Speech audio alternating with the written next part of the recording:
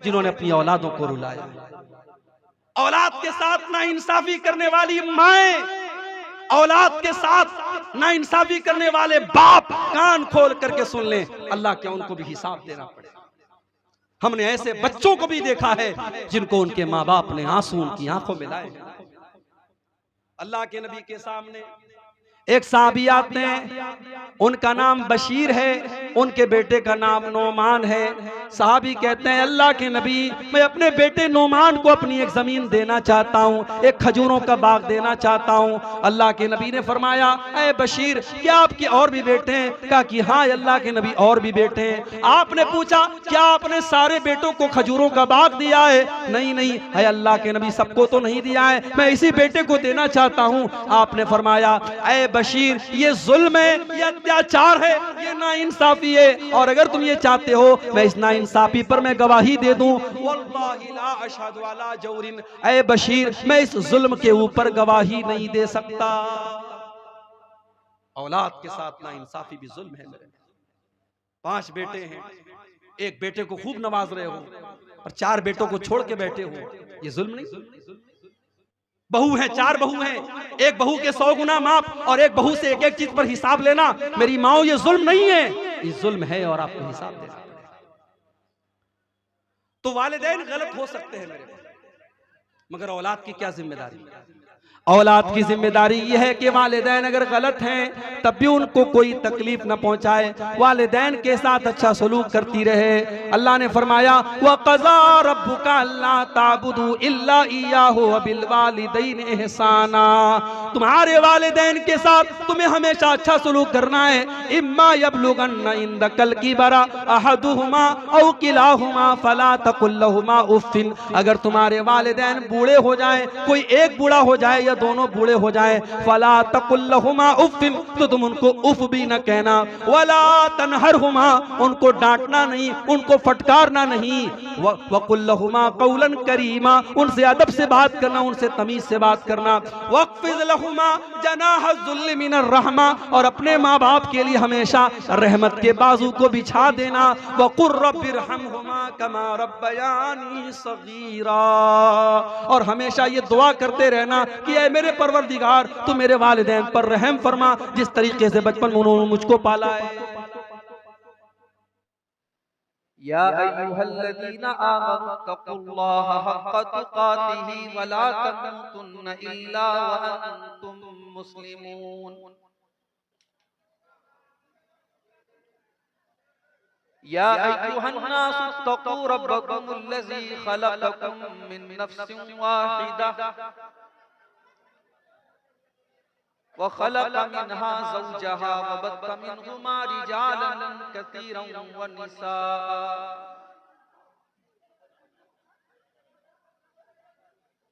वत्तक़ुल्लाहल्लज़ी तसाअलून बिही वल अरहाम इन्नल्लाहा काना अलैकुम रक़ीबा। या अय्युहल्लज़ीना आमनु तक़ुल्लाहा व क़ूलू क़ौलन सदीदा। ये असल में माइक के जोर की वजह से बार-बार नीचे गिर रहा है।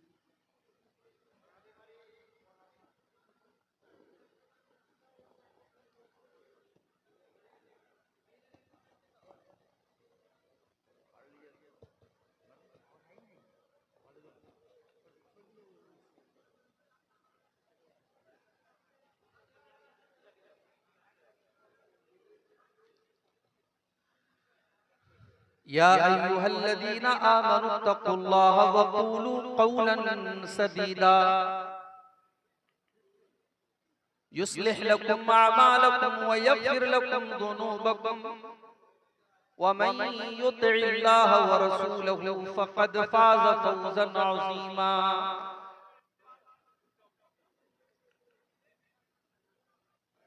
अम्मा बअदु फ़इन्न ख़ैरल हदीस किताबुल्लाह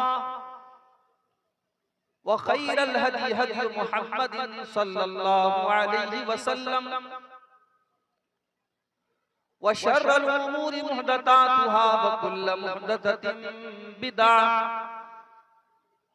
व कुल्लु बिदअतिन ज़लालह व कुल्लु ज़लालतिन फिन्नार।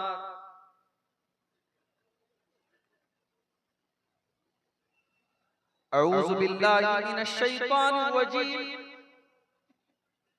बिस्मिल्लाहिर रहमानिर रहीम।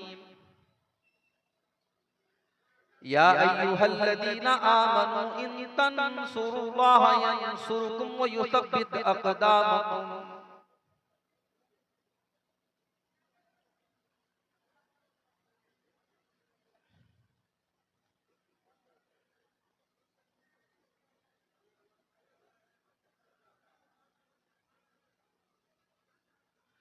आह जाती है फलक पर रहम लाने के लिए, बादलों हट जाओ दे दो राह जाने के लिए। ऐ तू आह अर्ज कर अर्शे इलाही थाम के, ऐ तू आह अर्ज कर अर्शे इलाही थाम के। ऐ खुदा रुख फेर दे अब गर्दिशे अय्याम के। तू न अपने आईने करम को भूल जा, ऐ खुदा तू अपने आईने करम को ना भूल जा। हम तुझे भूले हैं लेकिन तू न हमको भूल जा। खल्क के रांदे हुए दुनिया के धुतकारे हुए, खल्क के रांदे हुए दुनिया के धुतकारे हुए। आए हैं अब तेरे दर पर हाथ फैलाए हुए। खार हैं बदकार हैं डूबे हुए जिल्लत में हैं। खार हैं डूबे हुए जिल्लत में हैं। कुछ भी हैं लेकिन तेरे महबूब की उम्मत में हैं। कुछ भी हैं लेकिन तेरे महबूब में हैं। हक परस्तों की अगर की तूने दिल जोई नहीं, हक परस्तों की अगर की तूने दिल जोई नहीं। ताना देंगे बुत के मुस्लिम का खुदा कोई नहीं। देंगे बुत के मुस्लिम का खुदा।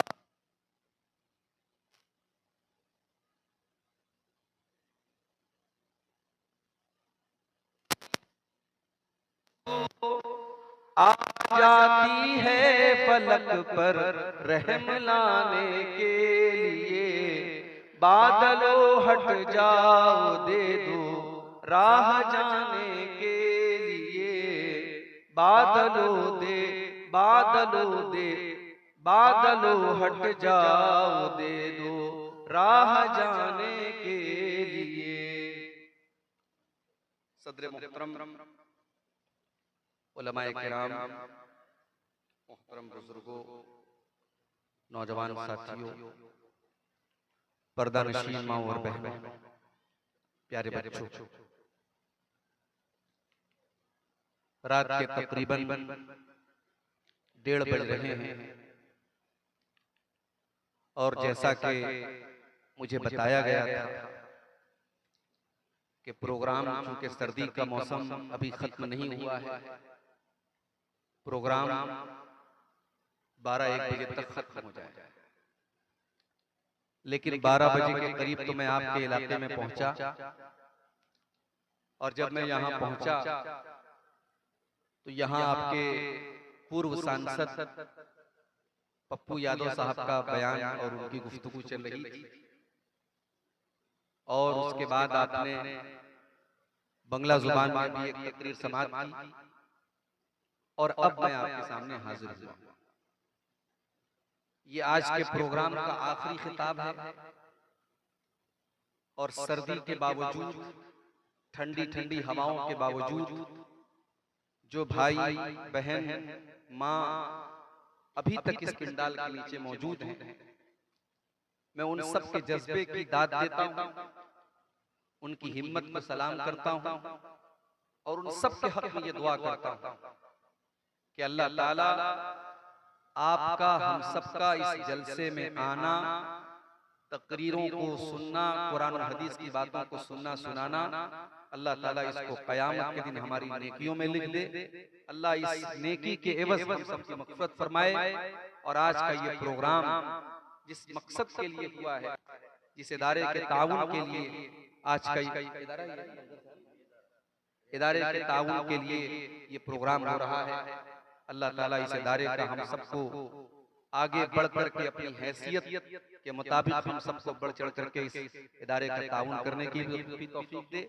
और जिन भाइयों ने, माओ बहनों ने अब तक इसमें हिस्सा नहीं लिया है, मैं उनसे गुजारिश करूंगा, क्योंकि मौलाना नूरुल इस्लाम साहब ने भी मुझको बताया और मौलाना अबुल कासिम बिजली साहब ने भी बताया कि ताउन जो उम्मीद थी और जो तवक्को थी वैसा नहीं हुआ है।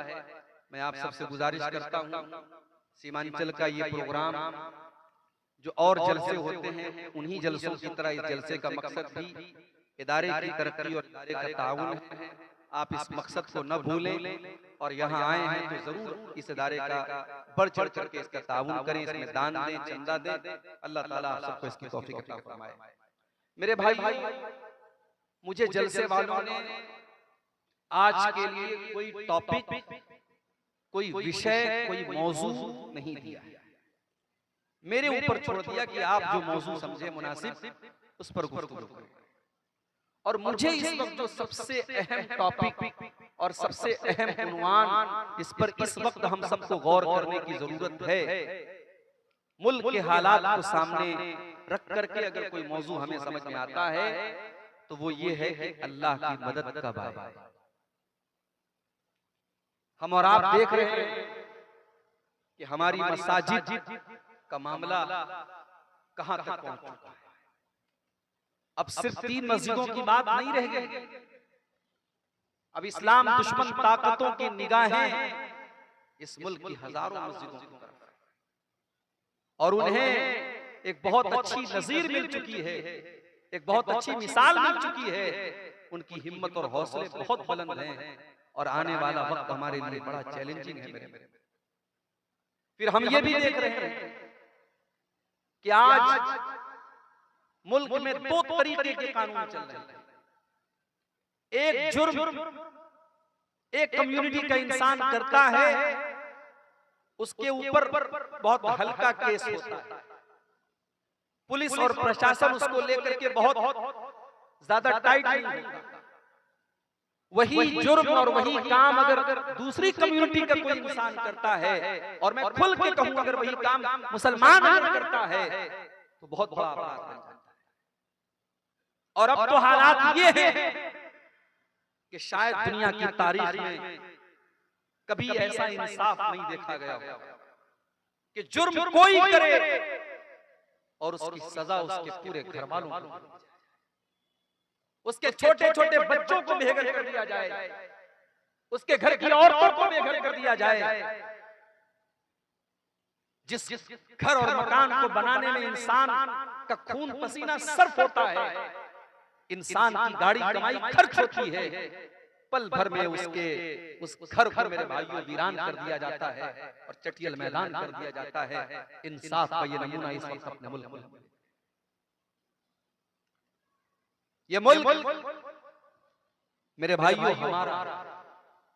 और किसी शायर ने बड़ी सच्ची बात कही थी, हम खून की किस्तें तो कई दे चुके, लेकिन ऐ अर्ज़ वतन कर्ज तेरा अब भी अदा नहीं होता।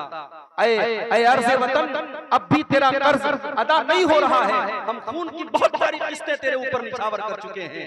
बहुत सारे हमारे, कोई ब्रिगेडियर उस्मान था, कोई कैप्टन अब्दुल हमीद था, और कोई हमारा, कितने हमारे मुसलमानों के नौजवान सरहदों पर जिन्होंने अपनी जानें गंवा दी इस मुल्क की हिफाजत के लिए। और आज इस मुल्क में उस मुसलमान से ये कहा जाए कि ये मुल्क तेरा नहीं है, इस मुल्क में तेरा कोई काम नहीं है, तू अजान नहीं दे सकता, तू नमाज नहीं पढ़ सकता, तू अपने दीन और ईमान पर कायम नहीं रह सकता। ये सवाल आज मुसलमान से किया जाता है। मेरे भाइयों, बड़ी नाजुक घड़ी है। जरा तारीख के पन्ने उल्टो, 1400 साल पहले चलो। अभी मोहम्मद रसूलुल्लाह अरब की धरती पर नहीं आए हैं, अभी अल्लाह के आखिरी नबी दुनिया में उनका जन्म नहीं हुआ है। आपके जन्म से 40 या 50 दिन पहले यमन का एक बादशाह है, उसका नाम अब्रहा है। उसको मालूम हुआ कि अरब की धरती पर खाने काबा नाम की एक बिल्डिंग है, एक इमारत, और उस खाने काबा का तवाफ लोग करते हैं, लोग हज करते हैं, लोग उम्रा करते हैं। उसने अपने यमन की राजधानी सना के अंदर एक बहुत बड़ा उसने इमारत बनवाई, स्ट्रक्चर बनवाया, और हुक्म दिया कि आज के बाद यमन के लोग, उनको हज करना होगा, उनको उम्रा करना होगा, वो खाने काबा नहीं जाएंगे, वो मक्का नहीं जाएंगे, वो मेरे इस बनाए हुए घर का तवाफ करेंगे और यहाँ आकर के वो अपनी इबादत करेंगे। वो अब्रहा ईसाई था, क्रिश्चियन, लेकिन खाने काबा का एहतराम उन मुशरिकों के दिल में भी था। वो मुशरिक थे, वो बुतों के पुजारी थे, मगर खाने काबा के बारे में उनका ये अकीदा था कि अल्लाह की इबादत का पहला घर है। ये इब्राहीम अलैहिस्सलाम ने इस घर को बनाया है, और इब्राहीम अलैहिस्सलाम से पहले भी ये घर मौजूद था। ये धरती पर अल्लाह की इबादत का पहला घर है। लोगों ने अब्रहा के बनाए हुए उस नकली काबा का तवाफ करना तो बड़ी दूर की बात है, और उसकी ज़ियारत करना तो बड़ी दूर की बात है। लोगों ने इतनी इंसल्ट की कि उसके उस इमारत के अंदर जाकर के उन्होंने पाखाना कर दिया, पेशाब कर दिया, गंदगी कर दी। अब्रहा को तैश आया, गुस्सा आया। उसने ये नहीं पता करवाया इस मेरे बनाए हुए स्ट्रक्चर में किसने पाखाना किया, किसने पेशाब किया, किसने गंदगी की। उसने कहा कि अब मैं खाने काबा को ही मिटा डालूंगा, न रहेगा बांस न बजेगी। उसने बहुत बड़ा लश्कर तैयार किया, और शायद दुनिया के इतिहास का और दुनिया की तारीख का ये पहला लश्कर था जिस लश्कर में हाथियों को इस्तेमाल किया। अब्रहा खुद बहुत बड़े हाथी पर सवार होकर आया था, और दुनिया की नजरों ने देखा कि यमन का ये बादशाह अपने हाथियों के साथ खाने काबा पर हमला करने के लिए यमन से निकला है। और जब मक्का की सरहदों में दाखिल हुआ, इसके सिपाहियों ने कुछ ऊंटों को पकड़ लिया। कुछ ऊंट थे वहां पर, उन ऊंटों को पकड़ लिया और उन ऊंटों को अपना बना लिया। वो ऊंट किसके थे? वो अल्लाह के रसूल के दादा अब्दुल मुत्तलिब के थे। अब्दुल मुत्तलिब को पता चला अब्रहा के सिपाहियों ने मेरे ऊंटों को पकड़ लिया है। अब्दुल मुत्तलिब आते और अब्रहा से कहते हैं, अब्रहा मेरे ऊंट मुझे वापस कर दो। अब्रहा को मालूम था अब्दुल मुत्तलिब खाने काबा के मुतवल्ली हैं, खाने काबा की चाबी उनके पास रहती है। ऐ अब्दुल मुत्तलिब, मैं तो तुम्हें बहुत नेक इंसान, बहुत अच्छा इंसान समझता था, तुम तो बहुत मेरे मेयार से बहुत कमतर निकले।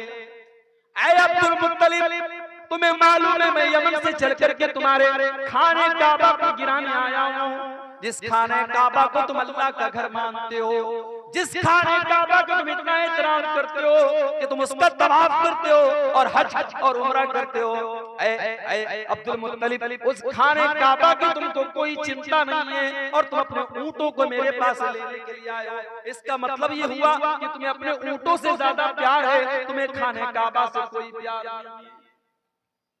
अब जरा जवाब सुनना अब्दुल मुत्तलिब।